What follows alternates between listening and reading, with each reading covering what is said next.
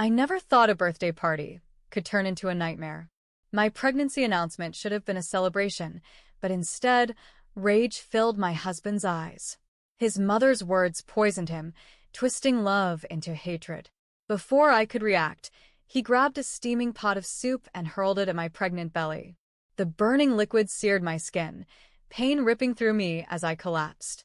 Shaking, I crawled toward my phone, desperate to call my best friend.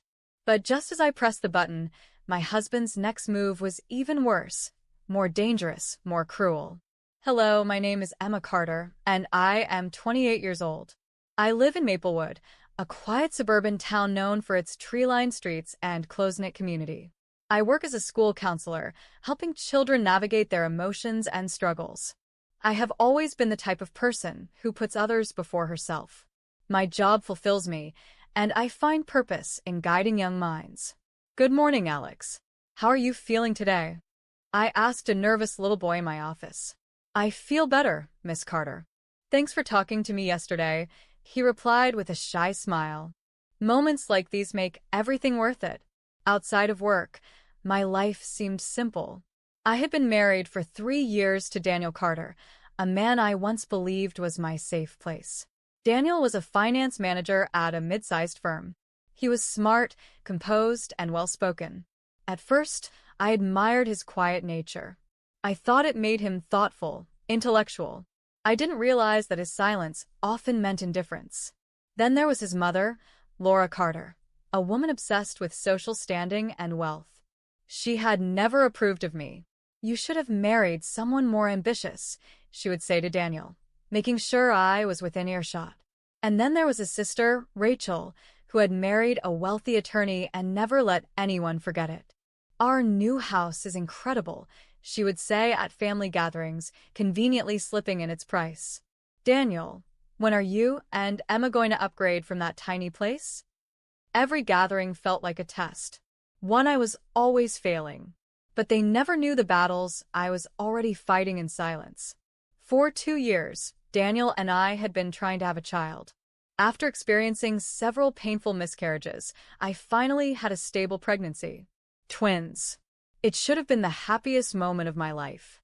But deep down I knew Laura and Rachel wouldn't be happy for me. And worse, I didn't know if Daniel would stand by me when the time came. That night, as I sat across from Daniel at the dinner table, my heart pounded in my chest. He was scrolling through his phone, barely paying attention to me. I placed a hand over my stomach, feeling the tiniest sense of life growing inside me. This was our moment.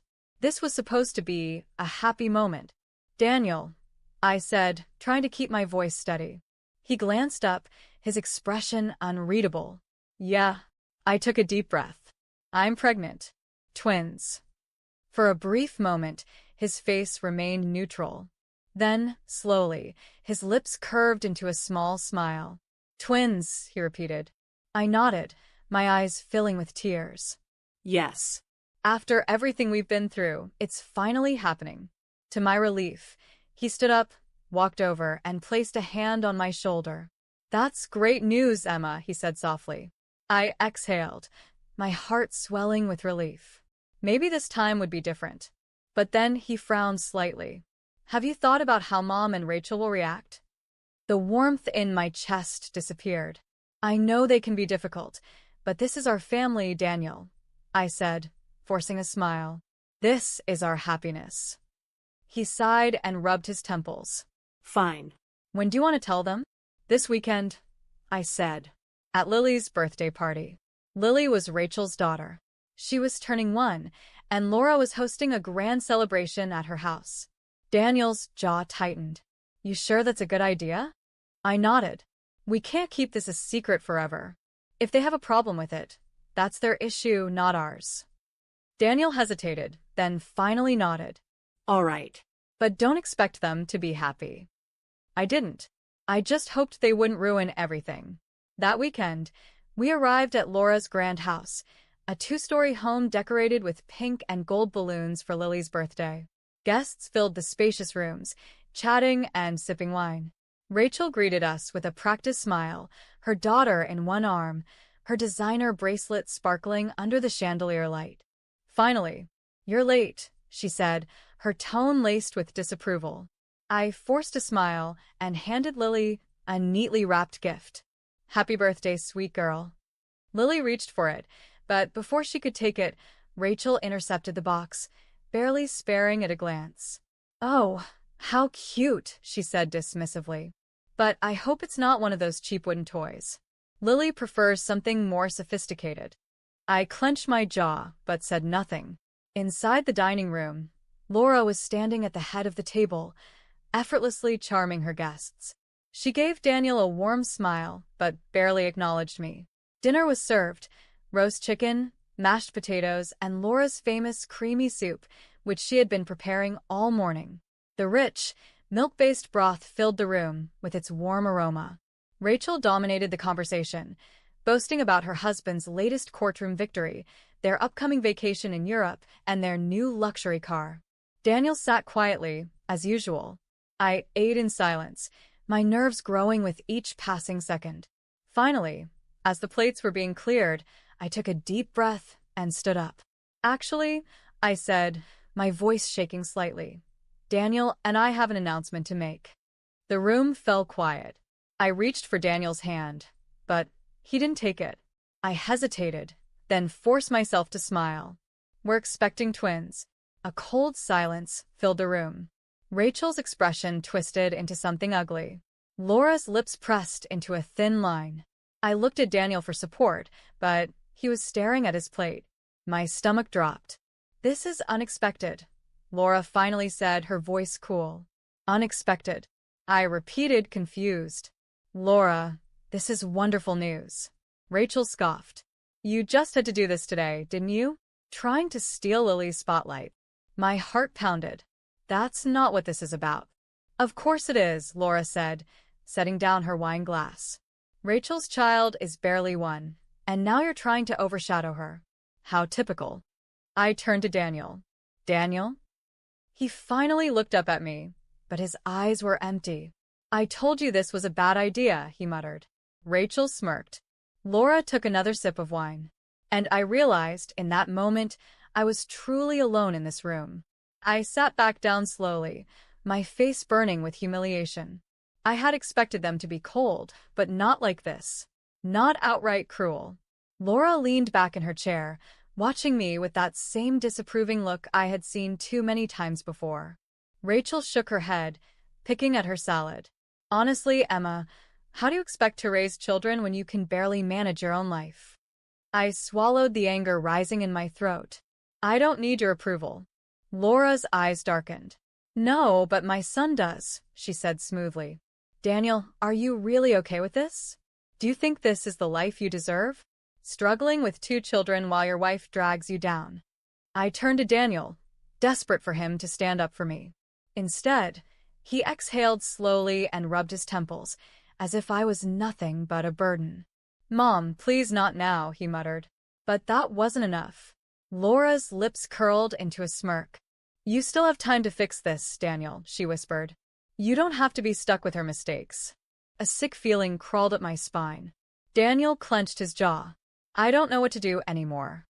Rachel smirked. "Well, if you need a solution, I can think of one." A wave of dread settled in my stomach. Laura stood up and walked toward the kitchen.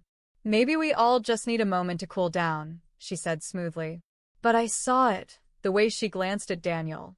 A silent message passed between them. Something was very, very wrong. I turned in my seat just as Laura pulled a steaming pot off the stove.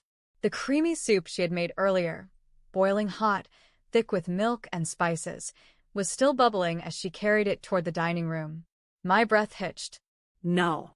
She wouldn't. But before I could react, she handed the pot to Daniel. And he took it. The man I had loved. The man I had married. He took it. And then he looked at me. And for the first time, I saw it clearly. He had chosen them over me. "Daniel," I whispered, shaking my head. His grip tightened around the handle. His knuckles turned white. "This is your fault, Emma," he said, his voice eerily calm. "You just wouldn't stop pushing." I barely had time to move. Then he lifted the pot and threw the boiling soup directly at me. The pain was instant. A burning, searing agony tore through my skin as the scalding liquid splashed over my abdomen, my arms, my thighs. My scream filled the room as I collapsed, my body writhing in pain. I instinctively curled my arms around my stomach, desperate to protect my unborn children, but the damage was already done. Rachel let out a satisfied sigh. Laura looked down at me with nothing but contempt. "You should have known your place," she murmured. Through the blinding pain, I knew I had to move. I had to do something. I had to survive. With every ounce of strength I had left, I reached for my purse. My fingers trembled as I fumbled for my phone, my vision swimming. I couldn't focus. My skin felt like it was melting. I heard Laura say something. Rachel laughed. Daniel just stood there. I pressed a single button. And then I whispered, barely able to speak through the pain. "Help me." On the other end of the line, Lena answered. "Emma?" She must have heard the agony in my voice, because her tone immediately changed. "Emma, what's wrong?" I couldn't respond. The world was fading. But then I heard her yell, "I'm calling the police. Hold on, I'm coming." The last thing I saw before everything went black was Daniel, standing over me, staring. Pain. That was all I could feel. Blinding, unbearable pain. My body burned, my skin screaming with every movement. I was barely conscious, my vision blurred, my hearing muffled. The voices around me sounded distant, like echoes through a tunnel. Laura and Rachel were whispering. Daniel stood still. None of them helped me. And then, a sound shattered the silence. Bang, bang, bang. A sharp, urgent pounding at the door. Then a voice. "Lena, open this door right now," she shouted, her voice filled with panic and rage. No one moved. I tried to speak, but my throat was raw from screaming. Bang, bang, bang. "Emma," Lena's voice was shaking. "I know you're in there." Laura sighed dramatically. "How annoying," she muttered. Rachel rolled her eyes. "Let's just send her away." Daniel still said nothing. But before anyone could react, the front door burst open. Lena stormed inside, her face pale with fury. The moment she saw me, collapsed on the floor, my skin red and blistered, her entire body went rigid. Her wide, horrified eyes locked onto Daniel. Then Laura. Then Rachel. Then, very slowly, she pulled out her phone. "I'm calling the police," she said, her voice dangerously calm. Laura laughed. "Oh, sweetheart, you don't understand. This is a family matter. You don't need to." Lena cut her off. "Shut up." For the first time, Laura looked startled. Lena's hands were shaking as she dialed 911. "My best friend has been attacked," she said, her voice filled with fury. "She's pregnant, she's burned, and she needs an ambulance now." Laura tried to speak, but Lena whipped her head toward her. "You stay right there." Rachel smirked. "Oh, please, the police won't do anything. This is our house." Sirens. Loud, blaring, getting closer. Rachel's smug expression vanished instantly. Laura stepped back, her confidence finally shaken. Daniel went pale. Then, flashing red and blue lights filled the windows. Within seconds, police officers flooded the house. "Hands where we can see them," one of them ordered. 2 officers rushed to my side, while others moved toward Daniel, Laura, and Rachel. Lena dropped to her knees beside me, gently taking my hand. "Emma, I'm here. You're safe now." I barely managed a whisper. "My babies." Lena's eyes filled with tears. "The ambulance is coming. Just hold on." The officers turned to Daniel. "Sir, we have multiple reports of domestic assault. We need you to step away from your wife." Daniel's lips parted, his eyes darting toward his mother. Laura immediately tried to take control. "Officer, this is a misunderstanding," she said smoothly. "My daughter-in-law had an accident." Lena spun toward her eyes blazing. "And accident?" she screamed. "You and your son threw boiling soup on a pregnant woman." The officer's expression hardened. "Ma'am, We have a victim with severe burns and a witness account that says otherwise. Just then, another voice cut through the room. Excuse me, officer? One of Rachel's dinner guests, a woman I barely knew, stepped forward, holding up her phone. I recorded the whole thing. A deadly silence fell over the room. Rachel's face turned ghostly white. The officer took the phone, played the video, and his jaw tightened. Then he turned to Daniel. Sir, turn around and put your hands behind your back. For the first time, true fear flickered in Daniel's eyes. Wait, no. Click. The sound of handcuffs locking into place.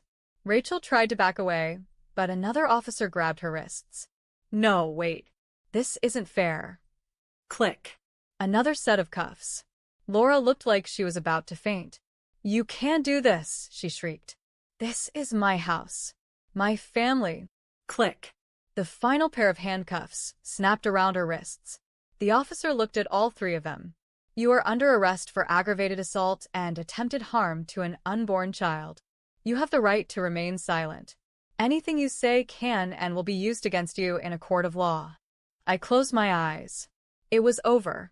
They were finally being taken away. Just then, the paramedics arrived. Lena held my hand the entire time as they lifted me onto the stretcher.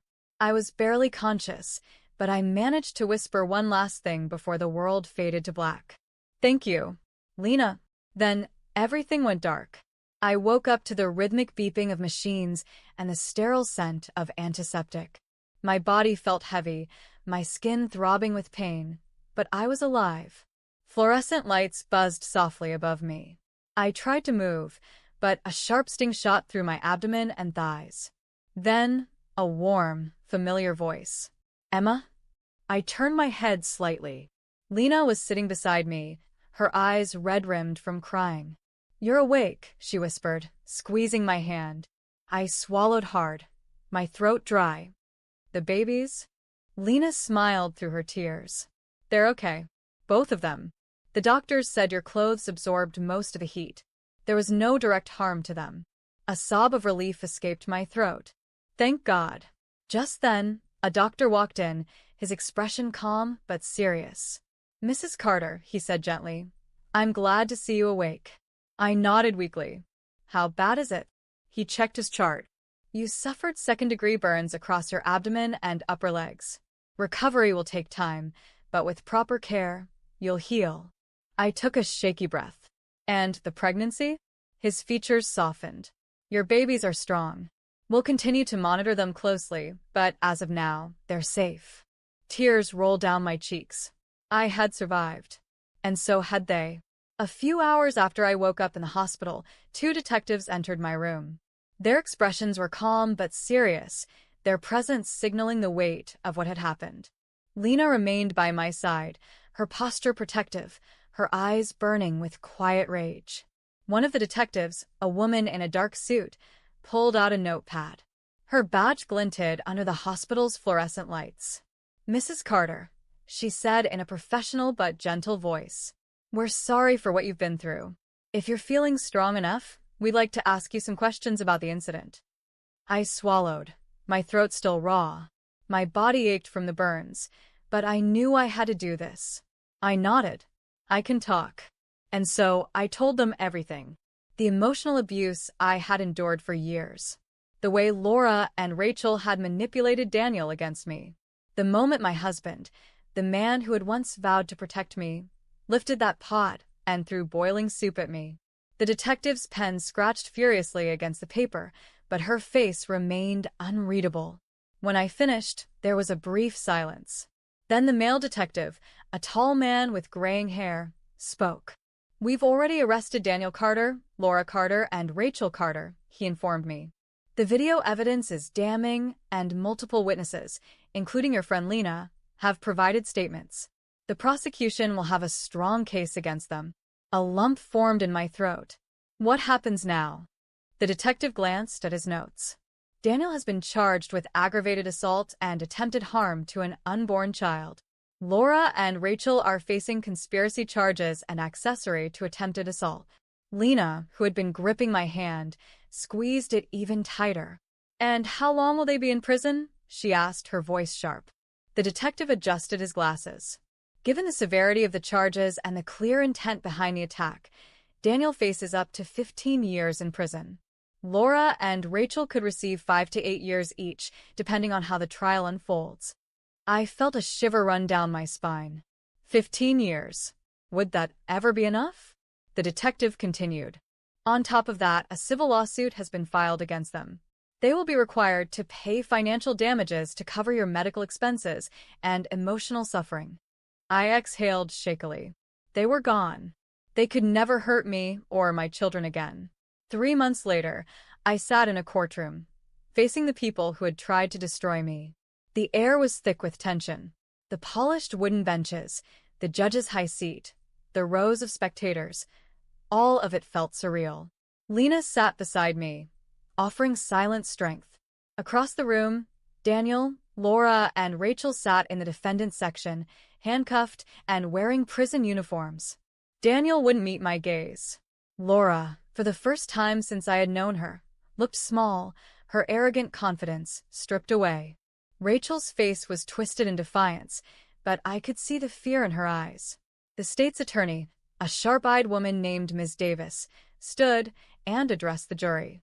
Ladies and gentlemen, this is not just a case of domestic violence.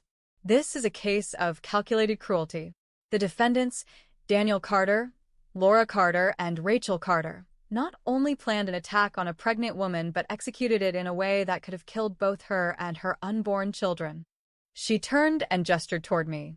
This woman, Emma Carter, suffered second-degree burns, emotional trauma, and nearly lost her children. She was not attacked by a stranger. She was attacked by the man who vowed to love and protect her.